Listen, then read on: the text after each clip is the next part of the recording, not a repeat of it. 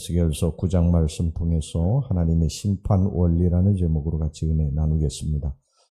오늘 이 본문의 말씀은 에스겔이 처음 본 환상, 네 생물과 네 바퀴의 환상을 본 지 만 14개월이 지난 후에 두 번째 부분 중에 하나입니다. 이 하나님의 명을 쫓아서 천사들이 타락한 예루살렘 거민들에 대해서 사륙의 대심판을 집행하고 있는 그런 환상입니다.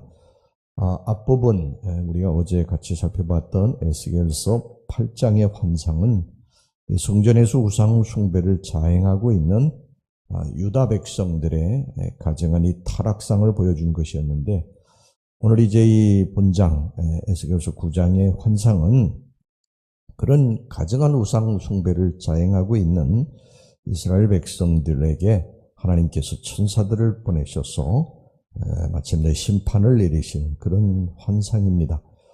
에스겔이 이런 환상을 본 때는 언제냐 하면은요, 여호야긴 6년, 그러니까 주전 592년경이죠. 6월 5일이었습니다. 이때는 예루살렘 성이 실제로 바벨론의 공격을 받아가지고 함락당해서 그들에 의해서 대학살이 펼쳐지기 대략 7년 전쯤의 일이었습니다.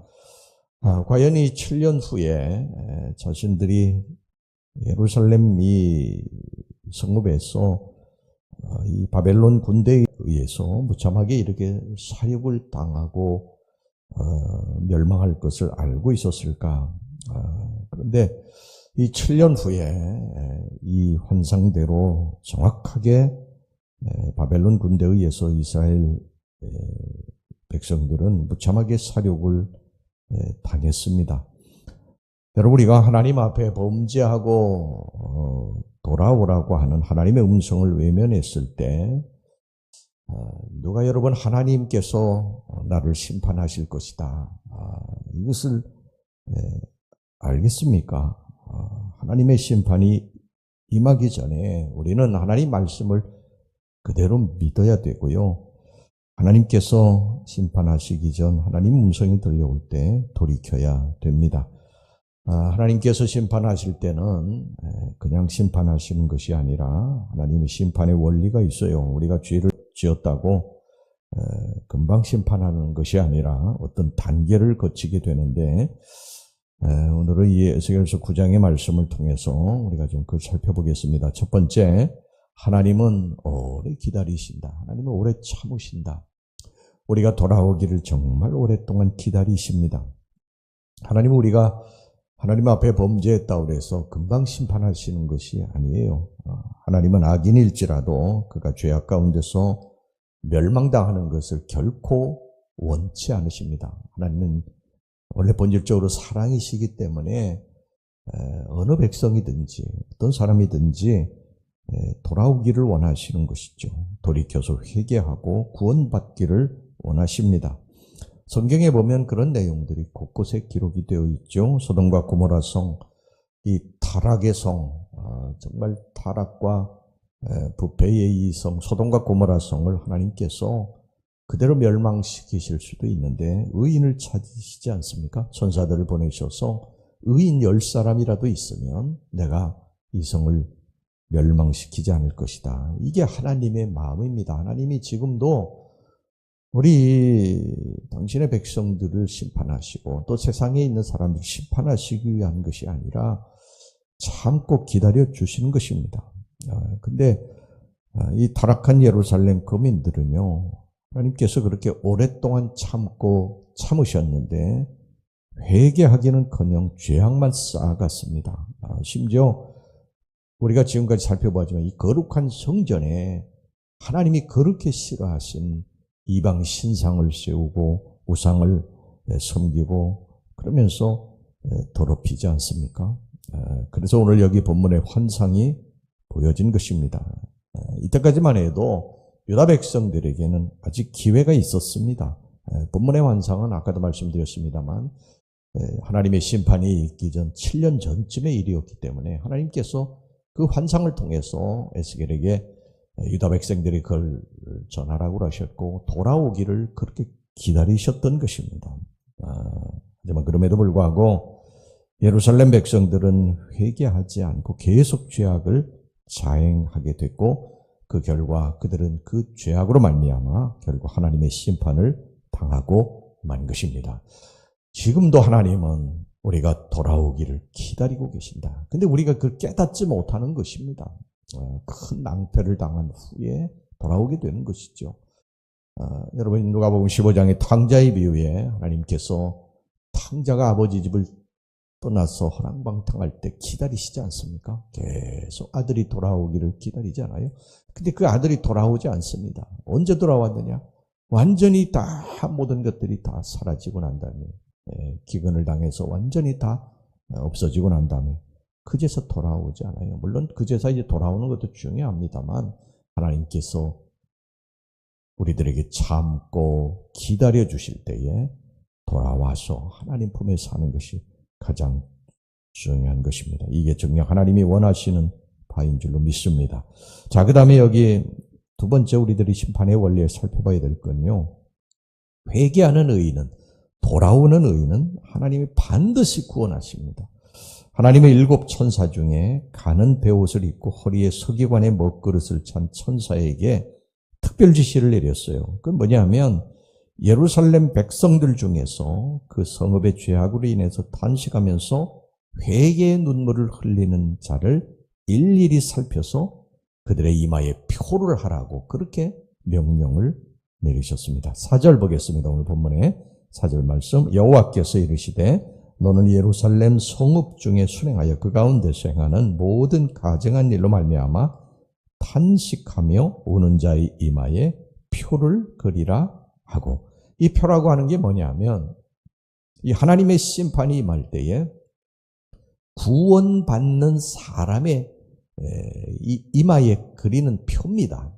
하나님께서 그들은 절대 심판하지 말라고 말씀하셨어요. 여러분 이처럼 하나님은요 진노의 심판을 내리시기 전에 반드시 의인을 찾아내십니다. 그리고 그 이마에 표를 하세요. 의인이라는 것입니다. 멸망 때 하나님이 구별하시기 위해서 그렇게 하신다는 것입니다. 그러니까 하나님이 심판을 내리시는 게 목적이 아니라 의인을 찾아내서 구원하시는 거예요. 이사야 선지자도 남은 자를 항상 이야기하죠. 남은 자. 하나님 남겨놓은 자가 있다. 남겨놓은 자. 이 세상 다 멸하는 게 아니라 남겨놓은 자. 여러분 노아의 시대 때도 세상에 죄악이 관영했다고 그랬어요. 그래서 하나님께서 물로 심판하실 때에 노아의 가족들에게 표를 하셨어요. 그리고 노아를 구원하시지 않습니까? 애굽 땅에 이 초태생 사망의 심판을 베푸실 때도 하나님께서 어린 양의 피를 문설주와 인방에 바르라고 그렇게 말씀하시죠. 이 구별하시기 위한 것이죠. 여리고 성을 멸하실 때도 하나님은 붉은 줄로서 표시한 기생 라합과 그의 가족을 구원했습니다. 뿐만 아니라 요한계시록에 보면요, 하나님께서 마지막 종말 심판을 말씀하실 때도 이마에 표를 한 14만 4천 명의 성도들에게 구원의 인을 치신 것을 이 요한의 환상을 통해서 보여주셨습니다. 여러분 그렇습니다. 하나님께서 심판을 내리실 때 결코 악인과 의인을 함께 멸하시지 않으십니다. 당신을 경외하는 백성들, 당신을 사랑하는 백성들, 하나님 한 분만을 사랑하고 그분을 따르는 백성들을 반드시 기억하셔서 그들을 그 심판에서 건져내신다. 이게 심판의 두 번째 원리입니다. 그 다음에 세 번째 마지막으로 어떤 원리가 있냐면요, 하나님의 심판은 완전히 철저하고 완벽하십니다. 심판보다는 구원 베풀기를 기뻐하시는 하나님께서는 죄인에 대해서 정말 아까 오래 참으신다고 말씀드렸죠. 그러나 하나님의 이 같은 오래 참으심을 멸시하면서 끝까지 회개치 않고 돌아오지 않고 죄악을 쌓아가는 자에게 하나님은 마침 진노의 심판을 내리시는데, 이때 하나님의 심판이 임하게 되면요 긍휼이 없으십니다. 악인의 그 맹렬한 불같은 진노의 심판을 피할 길이 없습니다. 자, 5절 보겠습니다. 5절. 그들에 대하여 내 귀에 이르시되 너희는 그를 따라 성읍 중에 다니며 불쌍히 여기지 말며 긍휼을 베풀지 말고 쳐서, 그 심판 앞에 이제 긍휼이 더 이상 없고요 남녀노소도 없습니다. 6절 전반절입니다.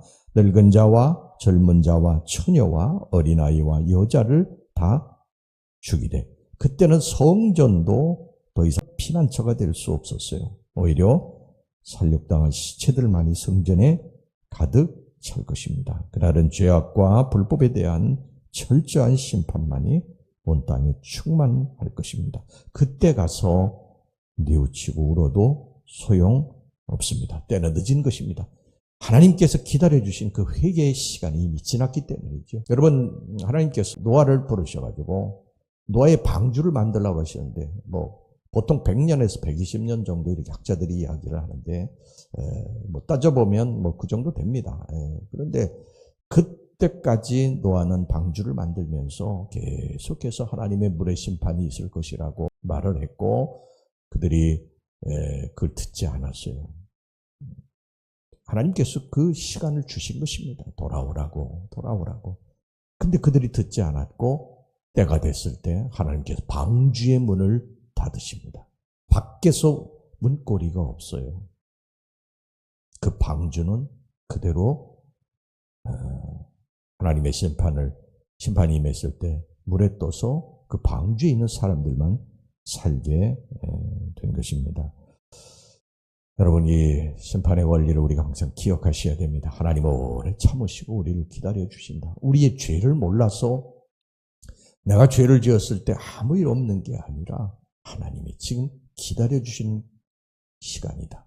하나님이 금방 이스라엘 백성들이 이방 신상 만들고 우상 앞에 절하고 그랬다고 그래 심판하신 것이 아니라 7년이라는 기간을 두셨어요. 항상 하나님은 우리들에게 돌아오라고 말씀하실 때에 말씀하시고 바로 심판하시는 것이 아니라 기다려 주십니다. 참고 기다려 주시고 돌아오기를 계속해서 인내하면서 이렇게 기다리시는데 여러 가지로 하나님 음성을 말씀하시죠. 때로는 제단에서 또는 기도하다가 또는 사람들과 대화하다가도 하나님의 음성이 들려집니다. 돌아오라고 그렇게 말씀하시는 것이죠. 그럴 때 우리가 돌아오지 않으면 반드시 하나님의 심판이 있다. 하나님은 어떤 모양으로든지 당신의 백성들이 그 타락의 길에서 멸망당하는 거 원치 않으시기 때문에 불러내시는데 듣지 않을 때는 하나님의 심판이 임하게 된다. 그래서 하나님이 돌아왔을 때 우리를 다시 이제 회복시켜 주신다는 것을 우리가 오늘 본문의 말씀을 통해서 기억하시고 늘 우리가 주님의 음성에 귀를 기울이고 믿음 안에서 살 수 있기를 주의 이름으로 축원합니다.